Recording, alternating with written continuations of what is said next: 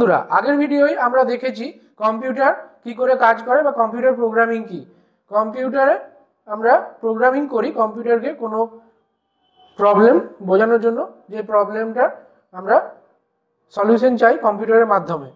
তাহলে কম্পিউটার প্রোগ্রামিংয়ে যে 5টা কাজ আমাদের মানে মেন কাজ হয় সেগুলো কি কি না, ইনপুট নেওয়া প্রোগ্রামিংয়ের মাধ্যমে, একটা হচ্ছে আউটপুট দেওয়া, প্রোগ্রাম আমাদের কিছু আউটপুট দেয়, তারপর আরেকটা হচ্ছে আমরা কিছু ম্যাথমেটিক্যাল ক্যালকুলেশন করি, ম্যাথ, তারপর আমরা রিপিটেশন করতে পারি কোনো কাজের। মানুষ যেখানে রিপিটেশন করতে গেলে একটা কাজের মানে বোরিং লাগবে আমাদের বা ভুল হয়ে যাবে, সেখানে কম্পিউটার কিন্তু খুব ভালোভাবে রিপিটেশন করতে পারে। সেই জন্যই কম্পিউটারকে আমরা যত খুশি রিপিটেশন করতে বলতে পারি যে কোনো কাজের। তারপর কন্ডিশনাল এক্সিকিউশন, এই 5টা কাজ মেইনলি প্রোগ্রামিংয়ের মধ্যে থাকে। হয় প্রোগ্রামটা একটা কোনো ইনপুট নেবে, আউটপুট দেবে, নইলে কোনো ম্যাথমেটিক্যাল ক্যালকুলেশন করবে, নইলে কোনো রিপিটেশন করবে, কোনো জিনিস বারবার করে করবে, নইলে কন্ডিশনাল এক্সিকিউশন করবে, মানে এইটা হলে এটা করো এরকম কোনো একটা স্টেটমেন্ট থাকবে। যেমন ইফ এলস, এসব আমরা পরে দেখব। তো এবারে আমরা ডিসকাস করব যে natural languages are formal languages কি।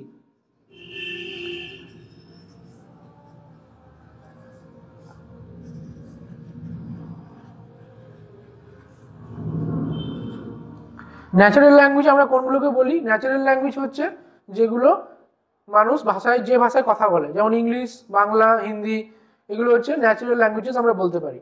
মানুষ মনে করে যে এগুলো মানুষ তৈরি করেছে, কিন্তু এগুলো অ্যাকচুয়ালি ন্যাচারালি ইভলভ করেছে বা ন্যাচারালি তৈরি হয়েছে সময়ের সঙ্গে সঙ্গে। মানুষ শুধু কি এর মধ্যে যে নিয়ম, সেই নিয়মটা এনেছে। তাহলে আমরা মানে আর কি বলতে পারি যে ন্যাচারাল ল্যাঙ্গুয়েজেস মানুষ অর্ডার দিয়েছে বা নিয়মগুলো ন্যাচারাল ল্যাঙ্গুয়েজেসের তৈরি করেছে, আর এগুলো ন্যাচারালি ইভলভ করে। সেখানে ফর্মাল ল্যাঙ্গুয়েজেস কি? ফর্মাল ল্যাঙ্গুয়েজেস হচ্ছে সেই সব ল্যাঙ্গুয়েজ যেগুলো কম্পিউটারে ব্যবহার হয়, যেগুলো মানুষ ডিজাইন করে বা মানুষ তৈরি করে স্পেসিফিক অ্যাপ্লিকেশনের জন্য কম্পিউটারের ক্ষেত্রে।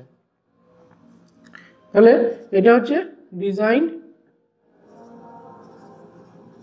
বাই হিউম্যানস, আর এটা হচ্ছে naturally evolve.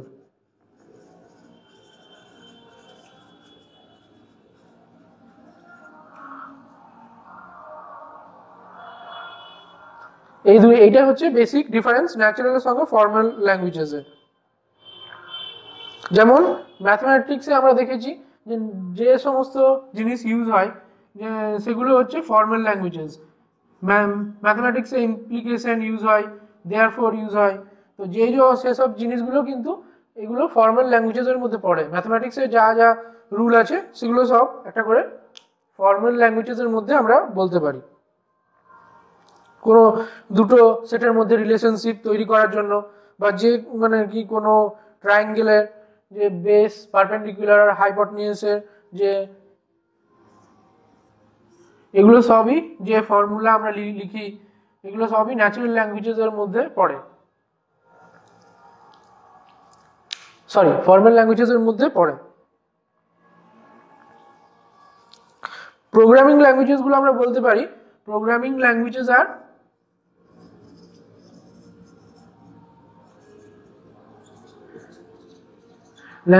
are formal languages that has been designed to express computations.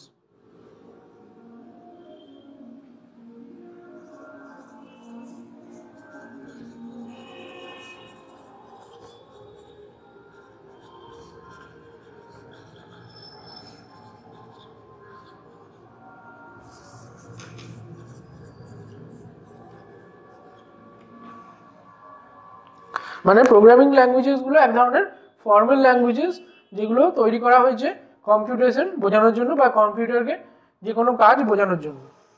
তাহলে এই যে প্রোগ্রামিং ল্যাঙ্গুয়েজেসগুলো যেগুলোকে আমরা ফর্মাল ল্যাঙ্গুয়েজেসও বলতে পারি, সেগুলো কিন্তু কম্পিউটারকে যে কোনো কন্ডিশন বা কম্পিউটেশন বোঝানোর জন্য মানে ইউজ করা হয়। তো সেই প্রোগ্রামিং ল্যাঙ্গুয়েজেসের মধ্যে আমরা জানি যে কিছু সিনট্যাক্স রুলস আছে।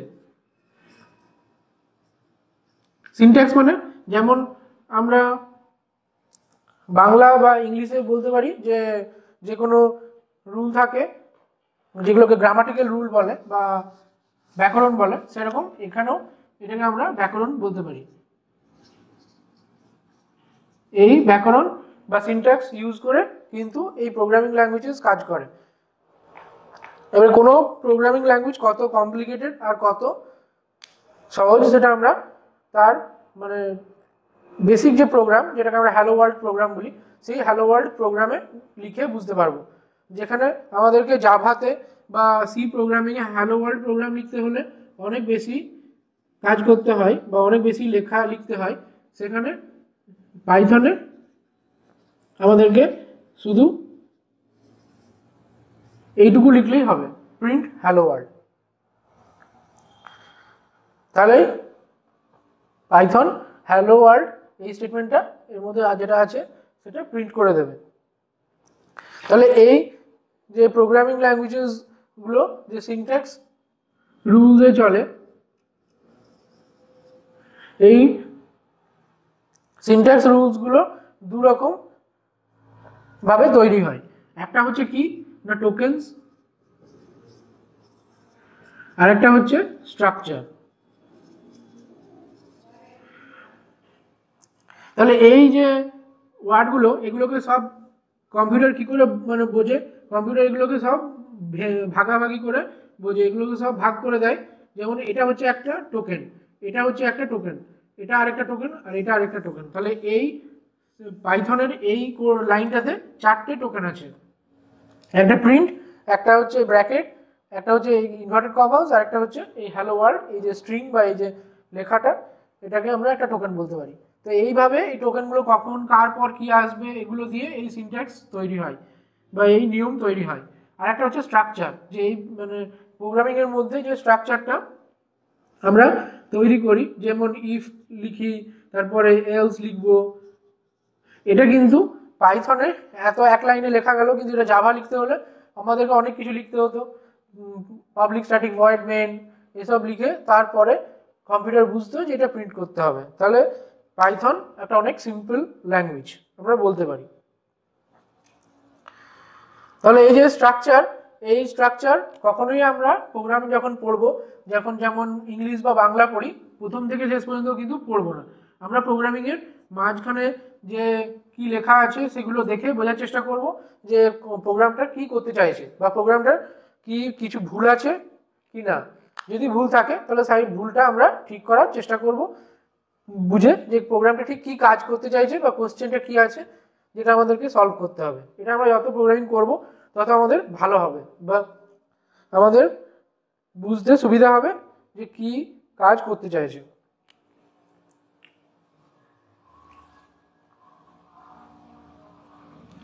যদি আমরা ম্যাথসের ক্ষেত্রে বলি, ম্যাথসে যদি আমরা এরকম লিখি যে 3 = $+6, তাহলে এটা কি কোনো ভ্যালিড স্টেটমেন্ট?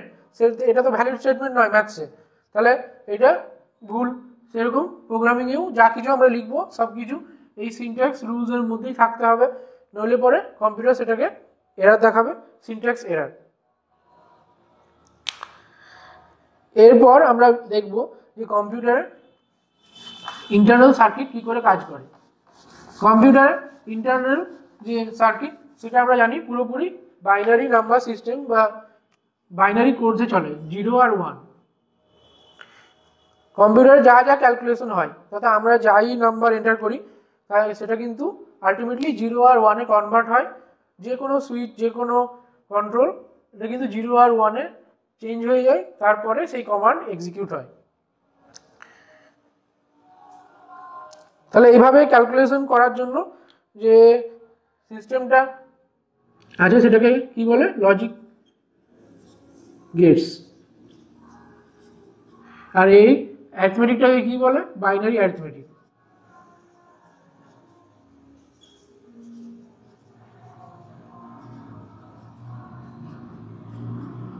কম্পিউটারে যেভাবে তারের মধ্যে আমরা একটা জেনারেল আইডিয়া করতে পারি যে কিভাবে নাম্বারগুলো যায় আমরা বলতে পারি যে যখন মানে কোথাও কোনো কারেন্ট ফ্লো করছে তখন এখানে 1 আছে, আর যখন কোনো কারেন্ট ফ্লো করছে না তখন আমরা বলতে পারি যে সেখানে 0 আছে। তো এটা কিভাবে ডিসাইড হয় না, যত হাই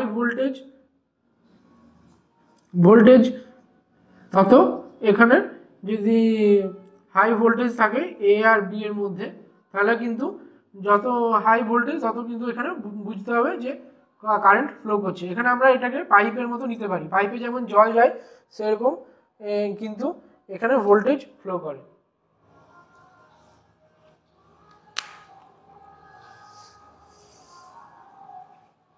আর যেখানে নাম্বারগুলো স্টোর হয় সেখানে আমরা জানি ক্যাপাসিটরের মধ্যে স্টোর হয়। তো ক্যাপাসিটরের মধ্যে চার্জ থাকলে সেখানে 1 স্টোর হবে, আর ক্যাপাসিটরের মধ্যে চার্জ ড্রেন করে দিলে বা চার্জ সরিয়ে নিলে সেখানে কিন্তু 0 স্টোর হবে।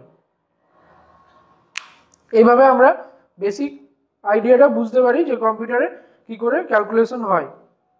এবারে প্রতিটা কম্পিউটারে যে কোনো কোম্পানির তাদের কিছু মেজারমেন্ট আছে যে দিয়ে তারা বুঝবে যে কম্পিউটারে কত তাড়াতাড়ি কাজ করছে, যেমন ক্লক স্পিড, তারপর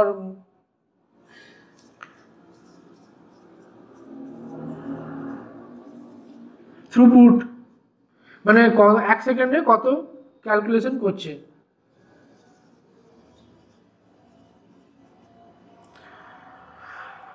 কত স্পিডে ক্যালকুলেশন করছে। জেনারেলি যে কম্পিউটারের যে চিপের মধ্যে যত অ্যাডভান্স প্রসেসর থাকে তার মধ্যে তত তাড়াতাড়ি ক্যালকুলেশন হবে আর কম টাইমের মধ্যে বেশি ক্যালকুলেশন করা যাবে। আর এই যে অ্যালগোরিদম আমরা লিখবো, অ্যালগোরিদম কিন্তু দুরকমভাবে মেজার করা যায়, একটা হচ্ছে টাইম আর একটা হচ্ছে স্পেস। মানে এই প্রবলেমটার যে আমরা সলিউশন দিয়েছি অ্যালগোরিদমের মাধ্যমে, সেই সলিউশনটা কত টাইমের মধ্যে ওই অ্যালগোরিদমটা করতে পারছে আর কতটা জায়গা নিচ্ছে বা মেমোরি নিচ্ছে। তার মানে মেমোরি যেটা ইউজ করছে সেটা আমরা দেখবো যে মেমোরি কতটা ইউজ করছে। তাহলে এই যে আমরা সিনট্যাক্স রুলসে যে স্ট্রাকচারটা দেখি, এটা কিন্তু যে স্ট্রাকচারটা ব্যবহার হয় যে কোনো প্রোগ্রামিং ল্যাঙ্গুয়েজে, সেটা কিন্তু কি করে কম্পিউটার না ভাঙে। এই ভাঙাটাকে কি বলে? পার্সিং। তাহলে পার্সিং করা মানে কি? মানে যে কোনো ওয়ার্ডকে বা যে কোনো সেন্টেন্সকে বোঝার জন্য যদি আমরা প্রিন্টএফ, তারপর হ্যালো ওয়ার্ল্ড এইরকমভাবে লিখি, হ্যালো এরকমভাবে লিখি, তাহলে কিন্তু এটা একটা আলাদা করে বুঝবে প্রিন্ট, কারণ এটা একটা কিওয়ার্ড কোনো প্রোগ্রামিং ল্যাঙ্গুয়েজে, এটা একটা আলাদা করে বুঝবে, এটা একটা আলাদা করে বুঝবে, তারপর এই হ্যালোটা এটা একটা আলাদা করে বুঝবে। এভাবে আলাদা আলাদা করে ভেঙে পড়ে কম্পিউটার যে কোনো স্টেটমেন্ট বা প্রোগ্রামিং ল্যাঙ্গুয়েজের যে কোনো প্রোগ্রামকে এইভাবে বোঝে। তো এখন আমরা যে এলএলএমগুলো বা লার্জ ল্যাঙ্গুয়েজ মডেলসগুলো দেখছি, যেমন চ্যাট জিপিটি, আরও অন্য অন্য মেটা এআই, তো এরা কিন্তু অনেক সময় কোনো জিনিস বুঝতে পারে না। তার কারণ হচ্ছে এই পার্সিংটা ঠিকভাবে হয় না, বা যদি আমরা বলি যে কোনো ওয়ার্ডের মধ্যে কতগুলো লেটার আছে, সেটা কিন্তু অনেক সময় ভুল করে ফেলে, কারণ এরা এইভাবে বোঝে। তো জেনারেলি কী হবে, যদি পার্সিংটা ঠিক মতো না হয় তাহলে এই ওয়ার্ডটা আলাদা করে ও বুঝতে পারবে না। তাহলে কম্পিউটারে মেইনলি দুটো ফাংশন হয়, একটা হচ্ছে কি না ক্যালকুলেশন, যেটা যে কোনো ট্রানজিস্টরের মধ্যে বা লজিক গেটসের সাহায্যে হয়। লজিক গেটস এটা কি করে হয় আমরা পরে দেখব। আরেকটা কি হয়, মেমোরি যেটা আমরা বলতে পারি ক্যাপাসিটরের সাহায্যে বা ক্যাপাসিটেন্স ইউজ করে যে কোনো জায়গায় স্টোর হয়। তারপর এই মেমোরিতে স্টোর করার জন্য আমাদের অ্যাড্রেস লাগে। এই অ্যাড্রেস ইউজ করে আমরা প্রোগ্রামের মধ্যে নানা রকম জটিল কমপ্লেক্স প্রবলেম সলভ করতে পারি। কোনো মেমোরি জায়গায় যেখানে 5 স্টোর করব তার অ্যাড্রেস হয়তো 10, বা এটা জেনারেলি হেক্সাডেসিমাল নাম্বারে হয়, বা অন্য অন্য নাম্বার ল্যাঙ্গুয়েজ ফরম্যাটে হয়। তারপর সেই প্রোগ্রামটা কম্পাইলারের কাছে যায়, কম্পাইলার এই ক্যালকুলেশন করে কম্পাইল করে, তারপর আমাদেরকে আউটপুট দেয়। এই ভিডিওতে আমরা বুঝলাম যে কী করে কম্পিউটার ভেতরের সার্কিট কাজ করে। এর পরের ভিডিওয় আমরা নেক্সট দেখব অ্যালগরিদম কী করে কাজ করে।